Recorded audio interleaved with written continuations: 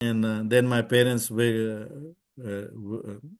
taught at Kornombu Indian School, and it was a very large catchment school, and students came from Gerelevu, Benai, Nakabika, Namao, Makaipad, etc.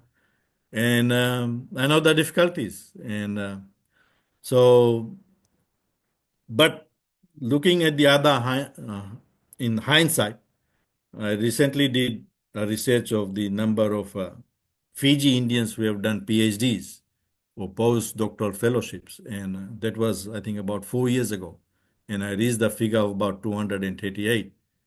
But I've been told that more than 500 Fiji Indians have actually done PhDs or postgraduate doctoral fellowships.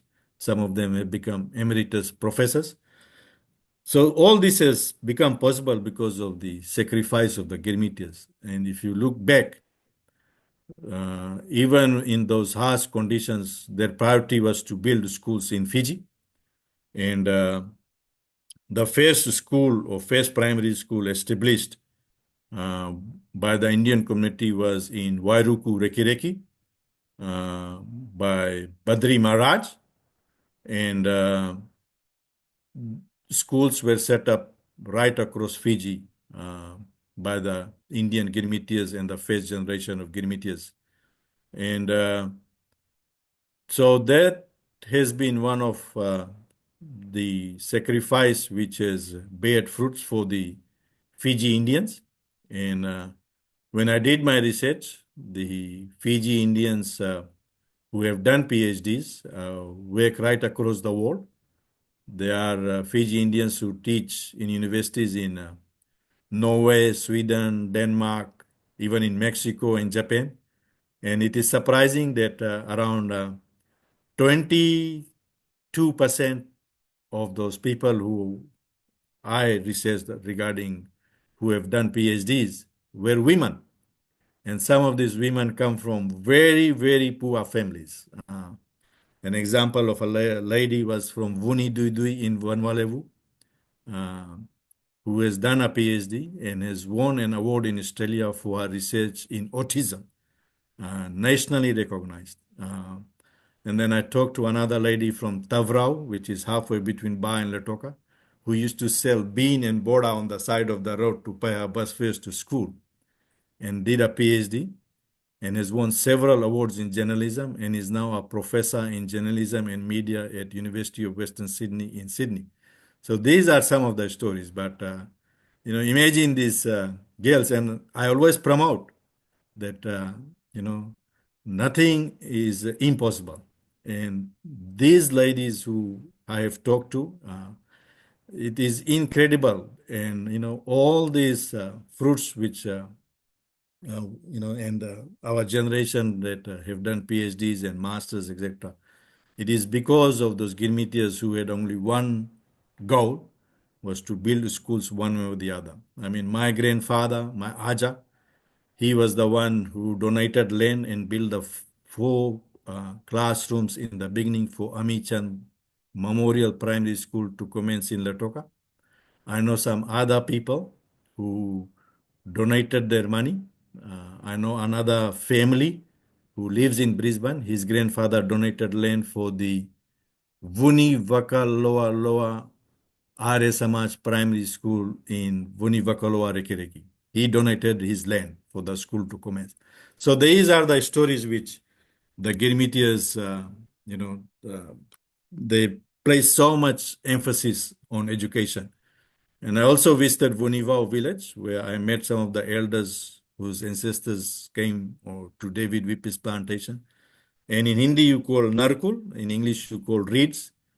And they used that and bamboo to build the first initial stage of Vunivau Sanatan Dharam Primary School 75 years ago.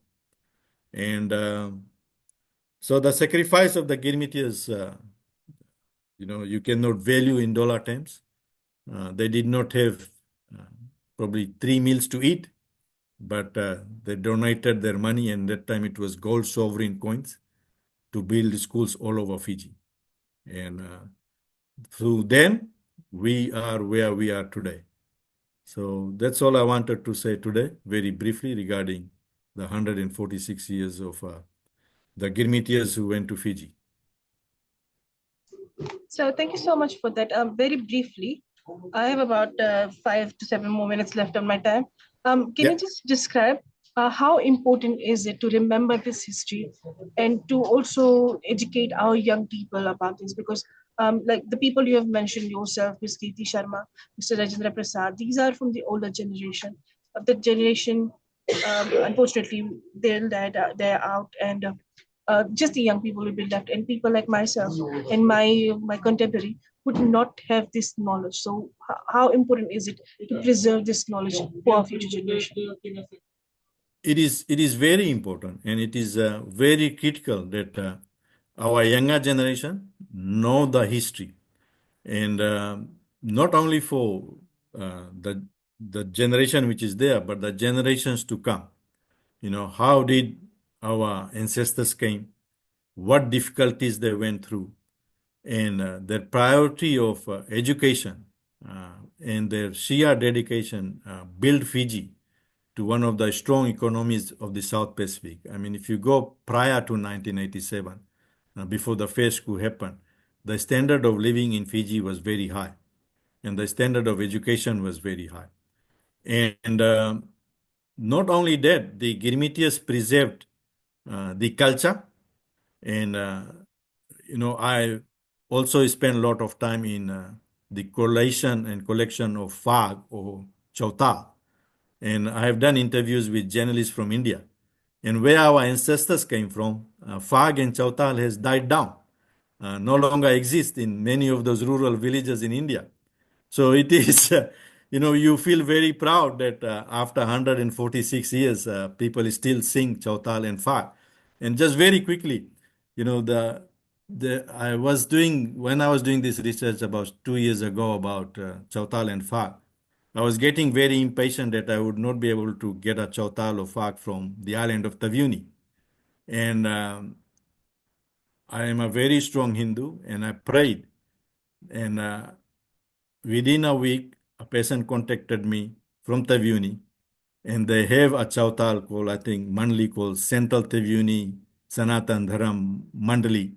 And they still sing chautal, which our ancestors took in 1879 in their brain. And then those chautal were written in Hindi, and they still sing. So, those are some of the highlights. And it has helped us greatly as a community to progress. And so those are some of the lessons, and how Hinduism actually assists us greatly in not only preserving our culture, but also in progressing in terms of education, in becoming very good citizens of Fiji, and also where we have migrated. About 2 years ago, there was a survey in Australia by the federal government, and it was revealed that Fiji Indians as a community in Australia probably came as number one in terms of very peace living people, education, owning real estate, and assimilating in the community. And you feel very proud that, being a Fiji Indian, you are accepted so highly in a community. And, for the generation to come, my only advice is that keep your culture intact. Uh, and as our ancestors put all their effort into education, uh, the world, there is nothing impossible. Whether you come from a very remote rural village in Vanuatu, in Wainunu Bay or Nambowalu, in Taveuni, and I know some people from those places who have done PhDs. They've migrated overseas, and they are very renowned professors. And I said earlier on, one of these lady won a national award for her research in autism. And I think that's how we need to communicate. And also for the ethnic Fijian or Aitauki people, in terms of building race relations, they need to be educated that, how our ancestors came, how we built Fiji.